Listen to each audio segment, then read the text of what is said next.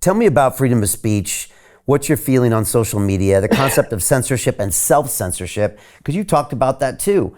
You know, I mean, you run a lot of businesses, you do a lot of good in the world, and you can't have your account being shut down. So the self-censorship's the crazy thing. And, you know, social media is really good at it. I always say, we're coming out with a documentary film in about 3 months, Tim, that it talks about everything that happened to us in 2020. And we're going to go deep on some of these concepts of big tech censorship and self-censorship. But, you know, it's funny. First, they drop down your views and your likes, and then they take away your monetization. And then if you're still a really bad boy, they'll give you a strike or take you down. And then if you really don't listen, they'll take you off the platform. But most people don't make it that far, and they just censor themselves. Tell me what that's been like for you. I do it all the time. Actually, I posted something this morning on Instagram. I got a new really cool work tool, a gun, and if I post that, my account is immediately like muted to a degree. It's shadow banned, and so I took the gun and I put rainbows over it. You know, so like the image is just me smiling, holding onto two rainbows. Like that is censorship. I have to self-censor because I know the algorithm will penalize me for not doing what they want me to do, which is like toe the line. And, you know, we had to do it in 2020. I cannot wait to see your documentary. I can't wait to push it to everybody. I hope everybody pays attention because it's happening again. We are living through 1984 right now. We are in a brave new world, and we're going to be a Lord of the Flies if people don't start paying attention. So self-censorship it's where there's these outside influences, and they're all passive. They're not telling us to do it exactly, but we know that if we don't toe the line, you know, we're going to be demonetized. We're going to be shadow banned. We might get a strike, or we might be kicked off the platform. You know, and as a business owner, that costs dollars as a capitalist. But so I'm being controlled. I don't have sovereignty digitally because this outside entity is able to control what I want to say, and they're doing it to me subconsciously. They have done it in a psychological warfare of saying like, okay, you can't talk bad about BLM in 2020, 2021 because Nike, you know, like they blacked out their screen and they have like the swoosh that had like an extra black thing underneath it, right? And then like Adidas is donating money, and like heaven forbid you say anything. All the while you want to support the community, you want to support the black community, but you just don't know how to do it because the only avenue to do it is a corrupt one. You know, don't say anything about the lab leak. Don't say anything about anything negative that's happened about the vaccines. Definitely don't say anything negative about the World Health Organization or CDC. You know, don't talk negatively about Disney, about Facebook, about Instagram, about Twitter. You know, we learned in the Twitter files that specific government entities were going in and asking Twitter to have specific people censored during elections. You know, that not just people, but journalists and entire news agencies were being deplatformed or having their accounts frozen to talk about things that we now know to be absolutely factual and truthful. Wild. It's wild. Did that boggle your mind to read those files? Were you surprised? Oh, man. I was a little surprised. I wasn't surprised. But what surprises me now, I got in an argument with a friend recently, and I was, and he's like, "Oh man, you're just regurgitating a whole bunch of conspiracy theories." I was like, "No, did you read the Twitter files?" He's like, "I mean, I read about them, you know, but like it's just like these kind of like right wing conservative journalists that went in there." And I was like, "Oh no, you didn't read them. Just say you didn't read them, and you have no idea what I'm talking about. And before we have a further conversation, why don't you go in and read those files?" He's like, "But like they're out of context, and they're just going to try and make an argument for a specific idea. Like it's just data. Just go and read them." And he literally just wanted to stay in ignorance instead of going and finding out the information. And all the Twitter files told us is that people were being specifically censored, the ideas were being censored, and they were doing it for political motivations, and to support specific propaganda ideas. And people like you that would say anything that wasn't along those lines, that they would immediately be censored and punished because of it. And we knew that Twitter was doing it. And if Twitter was doing it, then YouTube was doing it. If YouTube was doing it, then Facebook and Instagram and Meta and everybody else. You know, and then if there was a new option for a new social media, like Parler, for example, that one got immediately deplatformed, demonetized, and their account got taken off of the App Store, both the Google Store and the Apple Store. So like, there's no way for you to win. This is what we are experiencing now in the new fight of the First Amendment. And we got to start fighting. We got to start fighting for our freedom of speech. Isn't it crazy how some people didn't actually read the Twitter files? I mean, they did a nice news media blackout on that. And I had similar reactions. Oh, I didn't read them. Like, how could you not read them? It was crazy to read the stuff in there. First of all, the fact that Elon put them out there was pretty epic. But the weird thing, Tim, is that when I read them, I had another weird reaction because, I don't know if you remember what happened to me, but in April 6, 2020, we had the second largest YouTube live stream in the world. 30 minutes later, for the first time in my 9-year history with YouTube, and I was a partner, I'd been down to headquarters, they were paying me money.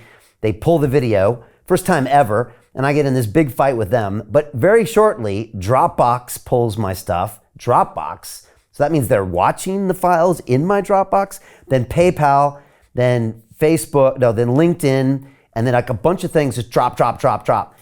And I was like, that's kind of weird, but I'm not a conspiracy theorist. I leave that to my guests. But when I read the Twitter files, I was like, oh, of course something could be coordinated. Because like you said, if the FBI is talking to Twitter, well, of course they're talking to YouTube and they're talking to all these other people. Yeah. So now I was like, oh, now it does make sense. And I had this weird fit thing in my stomach of, man, this was happening. And I was like, I can't wait for the YouTube files to come out. And I'm sure they can't wait never. either. Yeah, like never. And the funny thing is, Tim, what I've been doing the last 3 months is uploading all of my 2020 and 2021 content on YouTube. And I mean, if they're listening to this right now, bless. But so far, they haven't taken a single thing down. And I don't know. But the key words that were hot spots in 2020 and 2021 aren't now in 2023.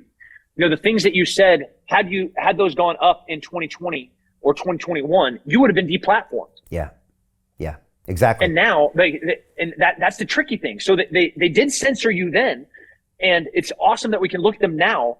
But we needed to hear it from you then. Yeah. We needed Elon in 19 and 20. And shame on anybody that hasn't read the Twitter files, and more importantly, taken what we learned from the Twitter files and then applied it to all of the other social media tech companies, because they're all doing it. Yeah. And when I say tech companies, Google, LinkedIn, PayPal, every e-com backdoor way to process they froze people accounts, they demonetized people, they froze bank accounts. That's the power that they have. And they're all coordinating in it, and you can read about it, or you could live in ignorance. So Jim Rickards has just recorded a video that's not available to anyone in the public, and he's going to be talking about how this upcoming recession is going to be fast, it's going to be bloody, it's going to be nasty. But at the same time, he's going to show you how you can position yourself to profit from all of this chaos. Now, we've made this video only available to our viewers. Go to londonreal.tv/Jim.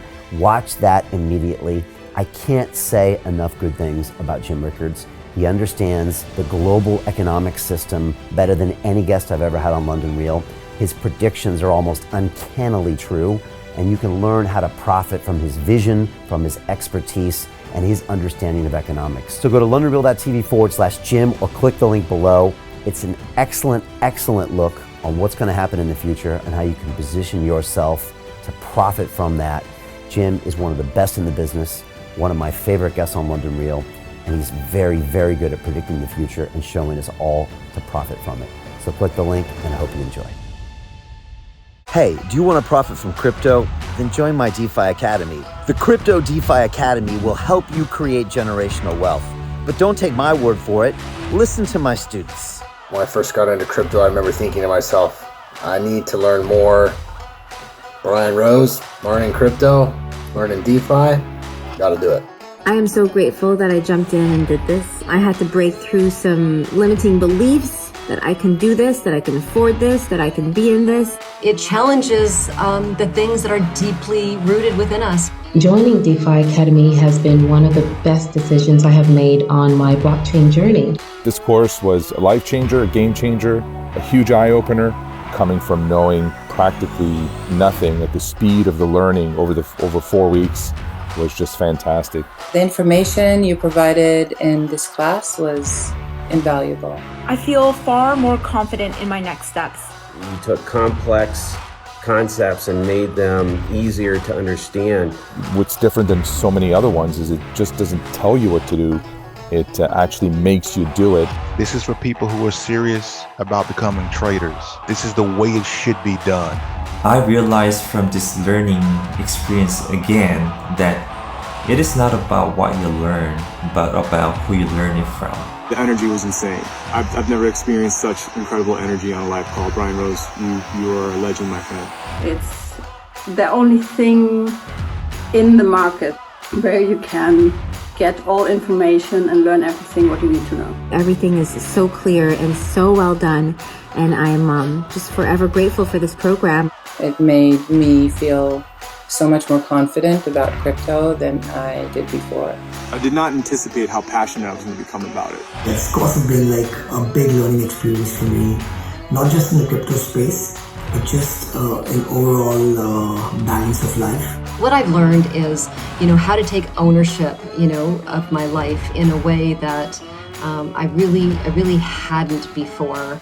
Yeah, you can't put a price on that, really. I would recommend it to anybody, top notch. Excellence does not come cheap.